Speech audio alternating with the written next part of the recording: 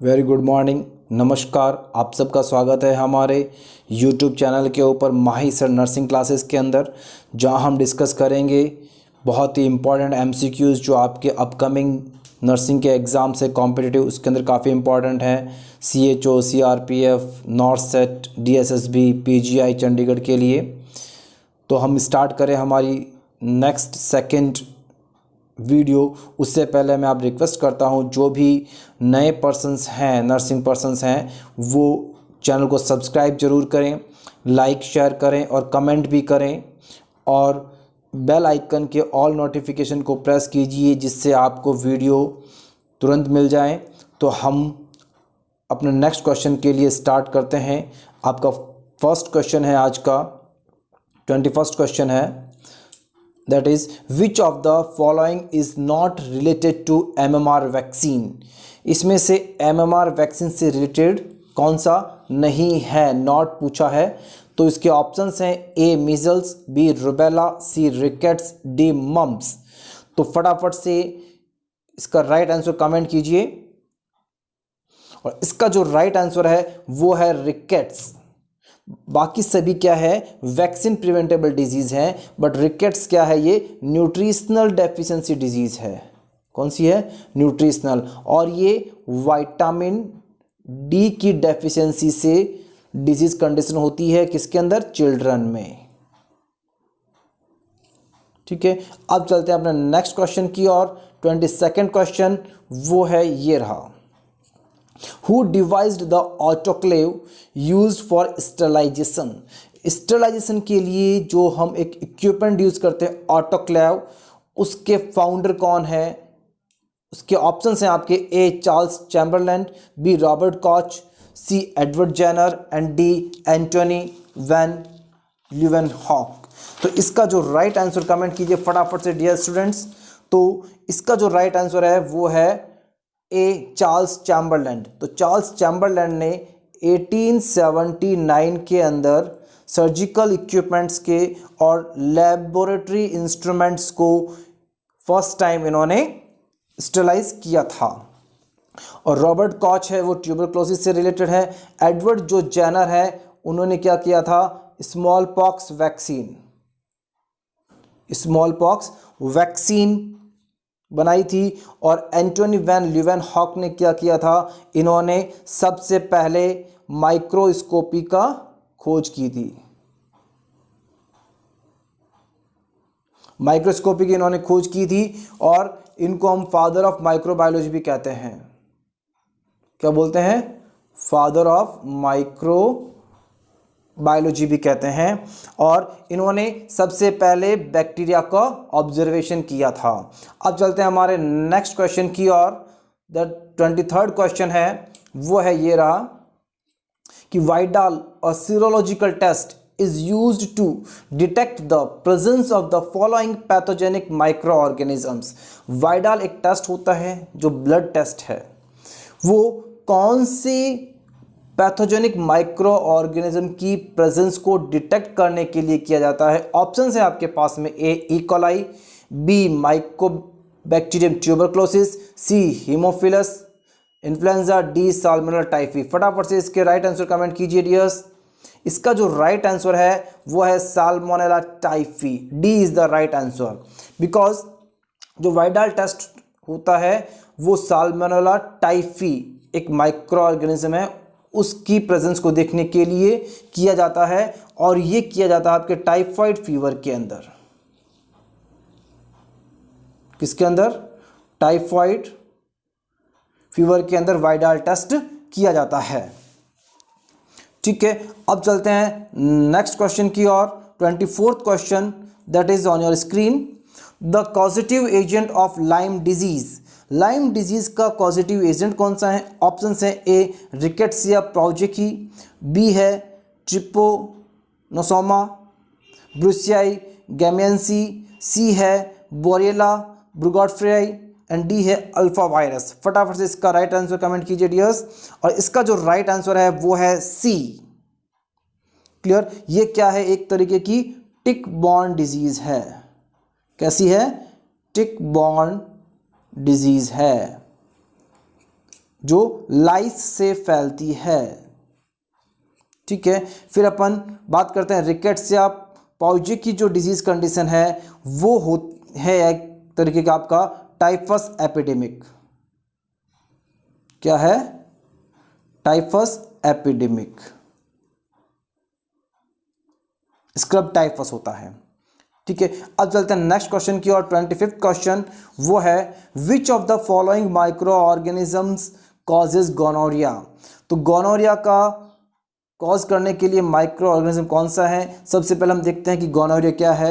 Gonorrhoea is STD disease, means sexually transmitted disease होती है। तो इसके ऑप्शंस हैं आपके पास, A stylus gonorrhoeae, B streptococcus gonorrhoeae, C staphylococcus gonorrhoeae and D Neisseria gonorrhoeae. इसका जो राइट आंसर कमेंट कीजिए फटाफट डियर्स, और इसका जो राइट आंसर है वो है डी नाइजीरियाई गोनोरियाई, जो क्या है गोनोरिया का पॉजिटिव माइक्रो ऑर्गेनिजम्स हैं, और ये क्या है आपके सेक्सुअली ट्रांसमिटेड डिजीज है।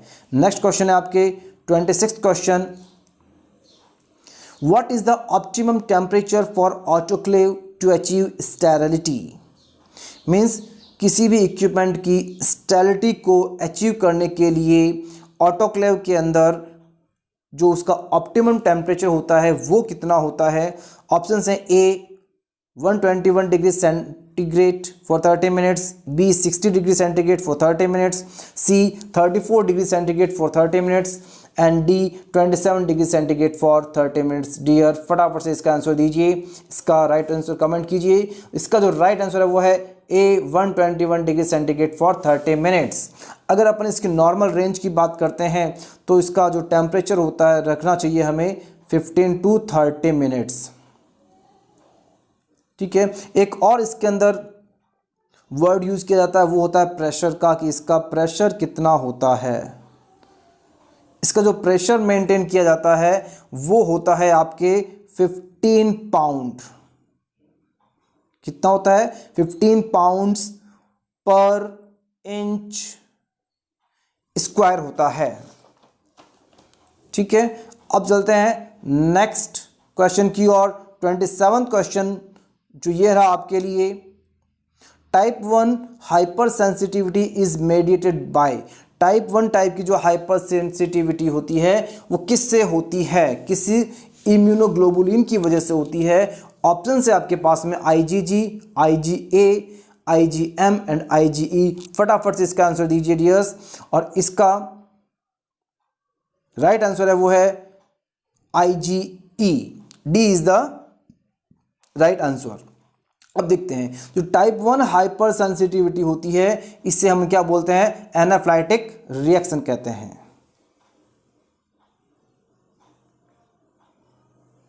क्या बोलते हैं इसको? एनाफ्लाइटिक रिएक्शन भी कहते हैं, जो हमें किसी भी ड्रग या एलर्जिक के अंदर देखने को मिलती है। क्या बोलते हैं इसको? Allergic reaction. जब एलर्जिक रिएक्शन होती है उस समय आईजीई की वजह से होती है, और आईजीएम है वो सबसे क्या है? लार्जेस्ट एंटीबॉडी है। क्या है आपके? लार्जेस्ट एंटीबॉडी इन साइज के रूप में बात करते हैं तो। ठीक है, अब चलते हैं नेक्स्ट क्वेश्चन की ओर जो है 28th क्वेश्चन, कि rod shaped bacteria are called. Bacteria में आपने देखा होगा कि इसका क्लासिफिकेशन अलग अलग साइज के अकॉर्डिंग, शेप के अकॉर्डिंग भी इनको हम क्लासीफाई करते हैं। तो यहाँ पे शेप के अकॉर्डिंग जो रॉड टाइप के बैक्टीरिया होते हैं वो कौन से हैं? ऑप्शन है आपके पास, ए कोकाई, बी बैसिलस, सी क्लस्टर्स, डी स्पायरोकीट्स। तो फटाफट से इसका कमेंट कीजिए कमेंट बॉक्स में। इसका जो राइट आंसर है वो है बैसिलस। बैसिलस कैसे होते हैं? आपके रॉड शेप के अंदर, ये ऐसी रॉड होती हैं इस शेप के अंदर होते हैं। इसके भी अलग अलग टाइप होते हैं, डिप्लोबैसिलाई भी होता है। कोकाई क्या होते हैं? राउंड शेप के इस तरीके से होते हैं cocci.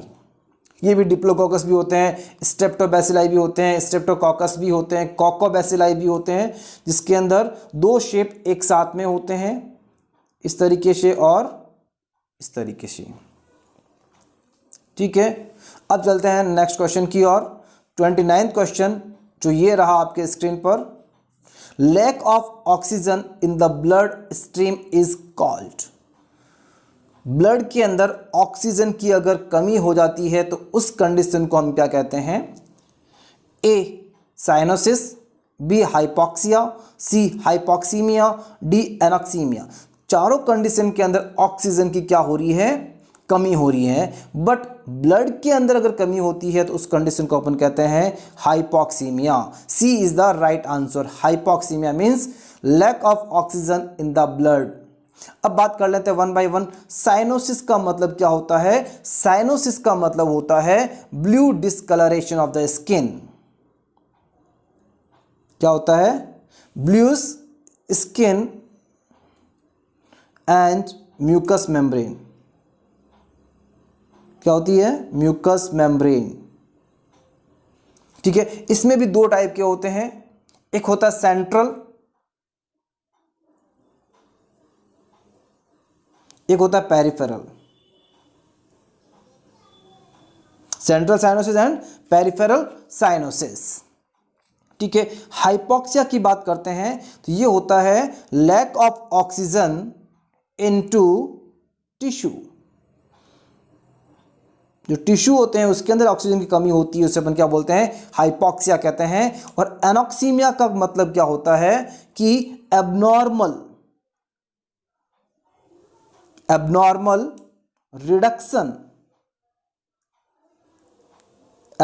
Reduction in O2 concentration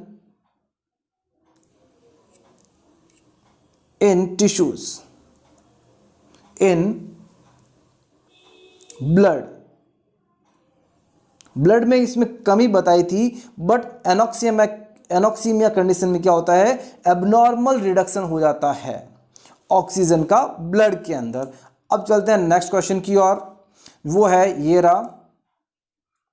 under normal circumstances concentration of oxygen in inspired air is about %। Means एक नॉर्मल कंडीशन के अंदर जो अमाउंट एयर का होता है वो अपन इंस्पायर्ड करते हैं, उसके अंदर ऑक्सीजन का कितना परसेंटेज होता है? तो हम बात कर लेते हैं। नॉर्मली अगर बात करते हैं एनवायरनमेंट के अंदर तो 100% में से 78% जो गैस होती है वो होती है नाइट्रोजन। ठीक है, फिर आती है अपने ऑक्सीजन होता है 21% और CO2 होती है 0.04% और अदर्स में आता है रिमेनिंग। ठीक है, तो यहां पे अपना जो एनवायरनमेंट में एयर होती है वही एयर अपन क्या करते हैं? इंस्पायर्ड कर रहे हैं। तो इसके अकॉर्डिंग 21% होता है, तो आपका राइट आंसर क्या होगा? 21%। अब यहां अपन बात कर लेते हैं एक्सपायर्ड एयर के अंदर। एक्सपायर्ड एयर, जो हम एयर लंग से बाहर निकालते हैं उसके अंदर कंडीशन क्या रहेगी? क्योंकि जो यूटिलाइजेशन का जो एयर होता है वो ऑक्सीजन एंड CO2 का होता है, तो जो नाइट्रोजन होती है इसके अंदर कोई चेंज नहीं होगा, तो 78% ही रहेगी। और जो ऑक्सीजन का जो अमाउंट होता है वो होगा आपका 16 to 17% हो जाएगा। और CO2 होती है वो हो जाती है आपके 4%। ठीक है, तो जितना ऑक्सीजन की कमी होगी उतना CO2 की मात्रा बढ़ जाएगी।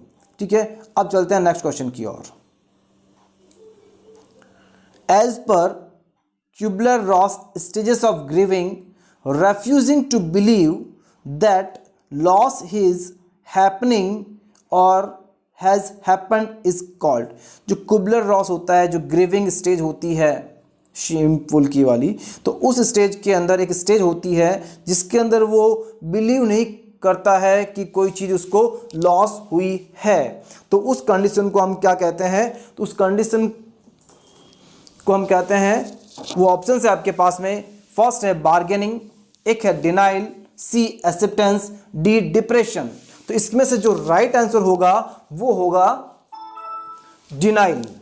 क्या होगा आपका राइट आंसर? डिनाइल। डिनाइल का मतलब होता है कि वो इस चीज को एक्सेप्ट नहीं करता है, डिनाइल करता है।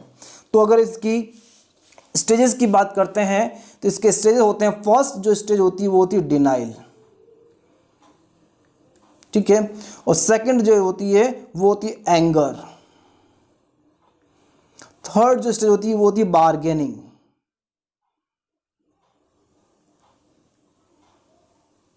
जो फोर्थ स्टेज होती है वो होती है डिप्रेशन।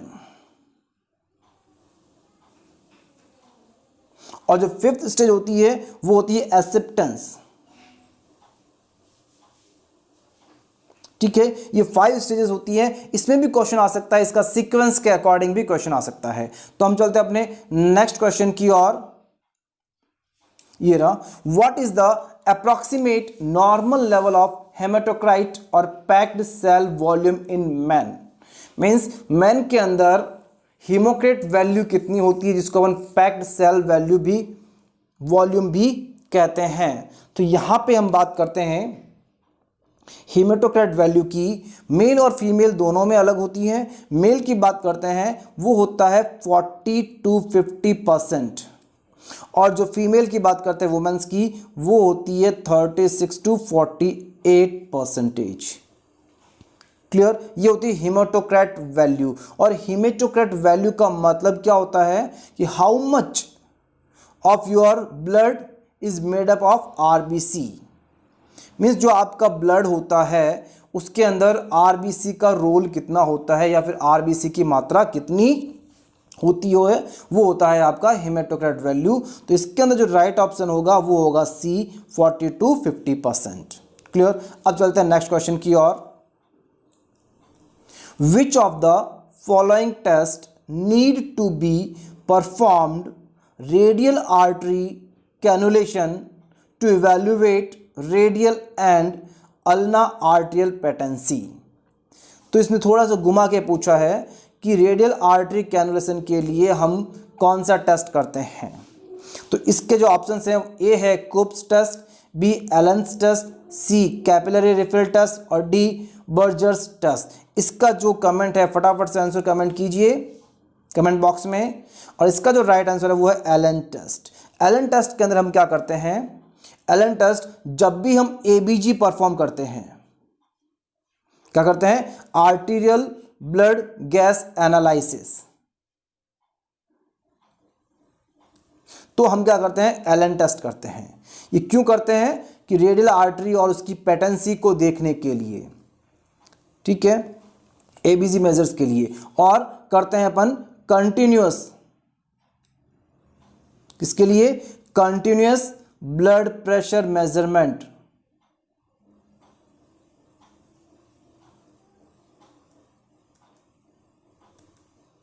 ठीक है, उसके लिए हम करते हैं।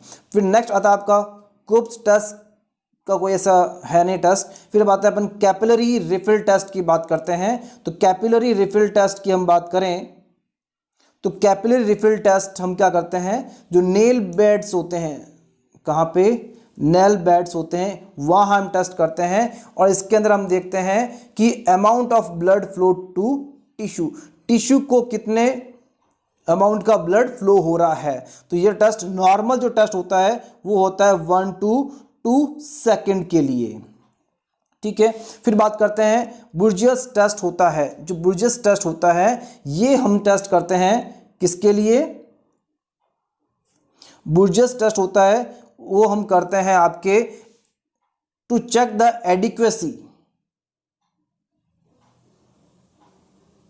एडिक्वेसी ऑफ आर्टीरियल सप्लाई,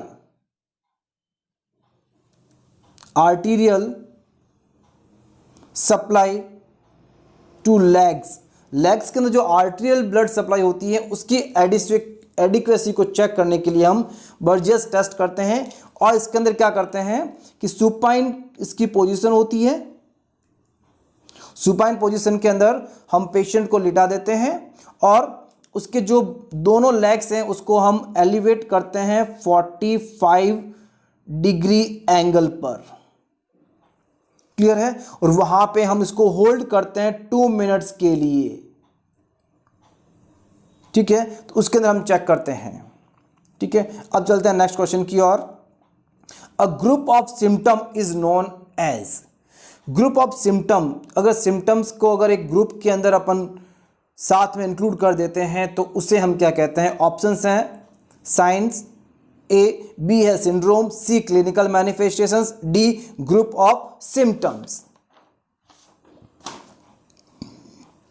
तो इसका जो राइट आंसर फटाफट से कमेंट बॉक्स में कमेंट कीजिए, और इसका राइट आंसर है सिंड्रोम। सिंड्रोम को हम क्या कहते हैं? ग्रुप ऑफ सिम्टम्स कहते हैं। और जो साइन होते हैं वो साइन क्या होते हैं? साइन का मतलब होता है ऑब्जेक्टिव एविडेंस। क्या होते हैं? ऑब्जेक्टिव एविडेंस होते हैं जो क्या कहते हैं? कैन बी ऑब्जर्व्ड, इसको हम ऑब्जर्व कर सकते हैं किसी दूसरे के द्वारा। ठीक है। सिंड्रोम क्या होता है? Group of symptoms. और सिम्टम्स होते हैं वो क्या होते हैं? सब्जेक्टिव। क्या होते हैं? सब्जेक्टिव। जो पेशेंट कहता है वही क्या होते हैं? आपके सब्जेक्टिव्स होते हैं, सिम्टम्स बोलते हैं उसको। साइन विजिबल होते हैं। क्लिनिकल मैनिफेस्टेशन का मतलब होता है both objective and subjective things होती है, वो क्या होती है? आपकी क्लिनिकल मैनिफेस्टेशंस होती है। ठीक है। अब चलते हैं नेक्स्ट क्वेश्चन की ओर। Rhythmic waxing and waning of respiration is called. ये एक टाइप का रेस्पिरेशन पूछा है जिसके अंदर रिथमिक, एक रिदम के अकॉर्डिंग वैक्सिंग होती है, वैनिंग होती है। दोनों का मतलब होता है डीप रेस्पिरेशन। क्या होता है? Deep and fast respiration. और ये कंडीशन हमें किसमें देखने को मिलती है? उसको क्या कहते हैं हम? A hypoventilation, B orthopnoea, C hyperventilation, D Cheyne stroke respiration. तो ये कंडीशन हमें देखने को मिलती है आपके डी काइनेस्टॉक्स रेस्पिरेशन के अंदर, हमें ये कंडीशन देखने को मिलती है। तो इसका राइट आंसर है आपके काइनेस्टॉक रेस्पिरेशन। और काइनेस्टॉक रेस्पिरेशन हमें किस कंडीशन में देखने को मिलता है? जो पेशेंट मरने ही वाले होते हैं, about to die, about to die, मरने ही वाले होते हैं, वो कंडीशंस होती है जिसके अंदर हमें काइनेस्टॉक रेस्पिरेशन देखने को मिलता है। और इसके अंदर क्या होता है? आपके हार्ट रेट भी ज़्यादा होती है और डेप्थ भी ज़्यादा होती है।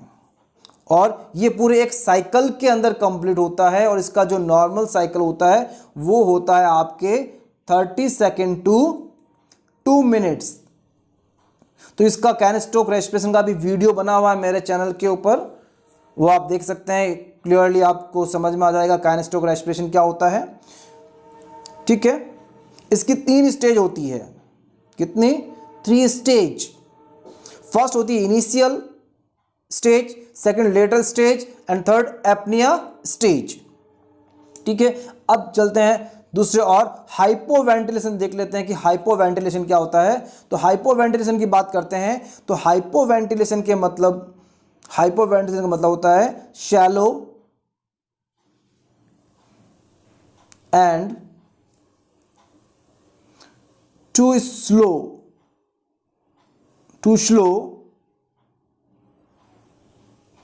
ठीक है। मतलब कि उसकी जो डेप्थ भी कम होगी और रेट भी कम होगी। ऑर्थोपनिया का मतलब होता है डिफिकल्टी। क्या होती है? Breathing difficulty in laying down position, laying down position. ठीक है। लेइंग डाउन पोजीशन के अंदर उसको क्या होती है? डिफिकल्टी होती है। ठीक है। और हाइपर वेंटिलेशन का मतलब होता है कि फास्ट ब्रीदिंग, डेप्थ भी फास्ट होगी और उसकी रेस्पिरेशन रेट भी क्या होगी? ज्यादा होगी। ठीक है। अब चलते हैं नेक्स्ट क्वेश्चन की ओर। Which of the following electrolytes does insulin help to move into cells. इसमें यह पूछा है कौन सा इलेक्ट्रोलाइट्स है जो इंसुलिन को हेल्प करता है सेल के अंदर मूव करने के लिए। ऑप्शंस हैं bicarbonate, chloride, carbonates and potassium. फटाफट से इसका आंसर कमेंट कीजिए डियर्स।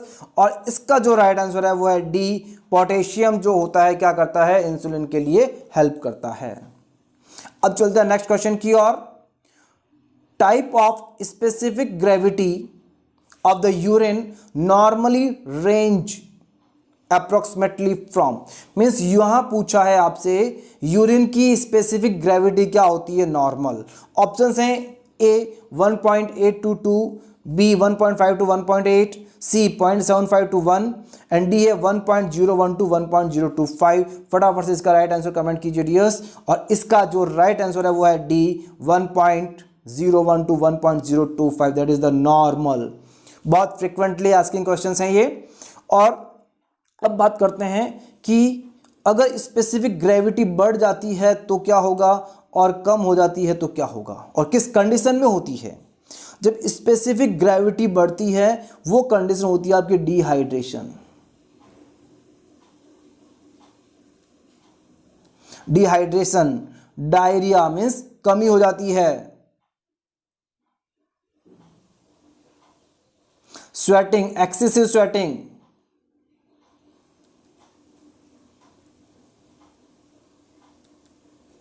क्लियर। अब बात कर रहे हैं कि स्पेसिफिक ग्रेविटी डिक्रीज कम हो जाती है, लो कम हो जाती है, वो कंडीशन है आपके डायबिटीज इंसिपिडिस, एडीएच की कमी से, किडनी फेलियर,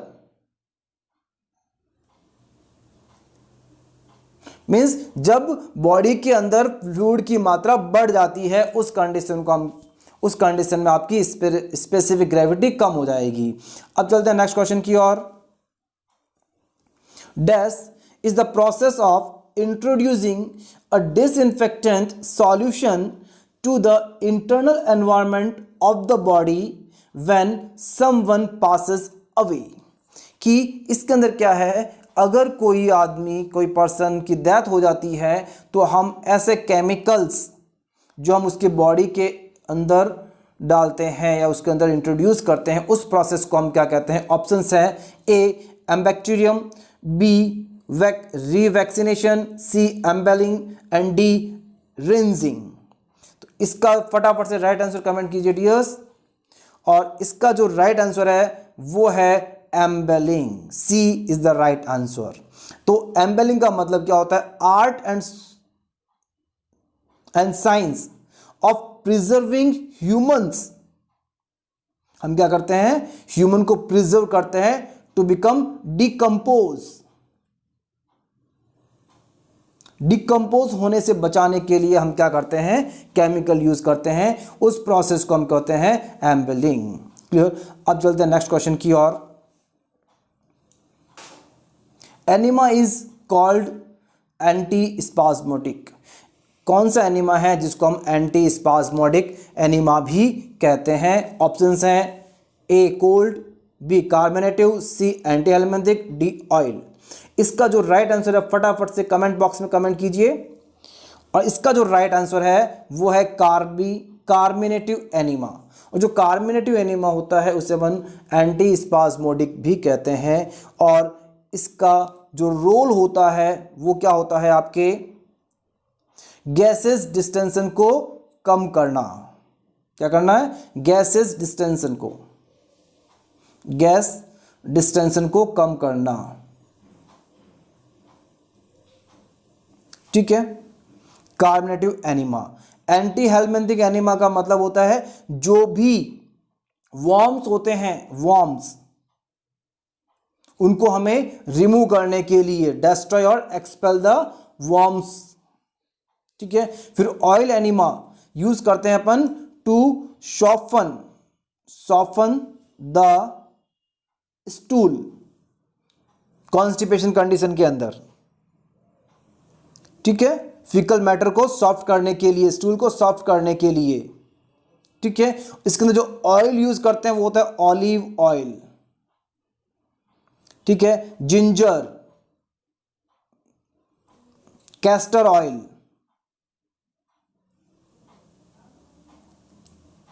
ठीक है। और कोल्ड एनिमा होता है जो हम यूज करते हैं टू रेड्यूस बॉडी टेम्परेचर को रेड्यूस करने के लिए हम क्या करते हैं, कोल्ड एनिमा देते हैं।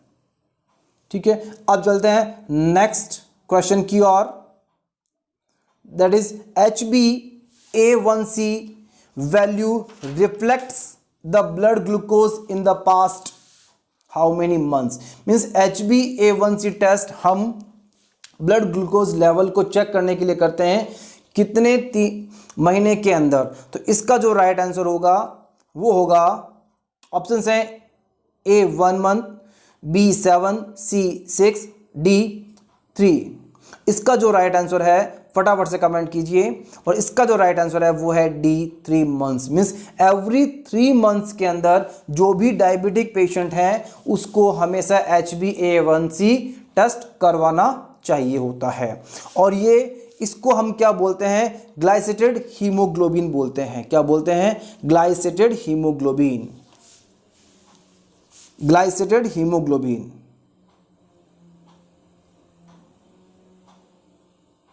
ग्लाइसेटेड हीमोग्लोबिन कहते हैं। और ये क्या करता है, हमें जो भी डायबिटिक पेशेंट हैं उसका शुगर कंट्रोल लेवल कितना है वो कंडीशन हमें बताते हैं। और इसका जो नॉर्मल वैल्यू होती है, नॉर्मल वैल्यू होती है वो होती है 4 to 5.6%। कितनी, 4 to 5.6%। अगर वैल्यू मोर देन 7 होती है इसका मतलब होता है badly control of diabetes mellitus. अगर वैल्यू ज़्यादा होगी इसका मतलब क्या है कि आपका क्या है, ब्लड जो शुगर लेवल है वो पुअरली कंट्रोल है, मीन्स उतना कंट्रोल नहीं है, मीन्स शुगर का लेवल ज़्यादा है। ठीक है, तो आज के लिए इतना ही। Thank you so much for watching the class, and please subscribe, like and share the video to your nursing persons जिनको उनकी भी बेनिफिट हो जाए। ठीक है, thank you so much for supporting and watching the video. Her video के अंदर अपन 20 questions करते रहेंगे जो आपके इम्पॉर्टेंट हैं एग्ज़ाम के point of view. Thank you so much.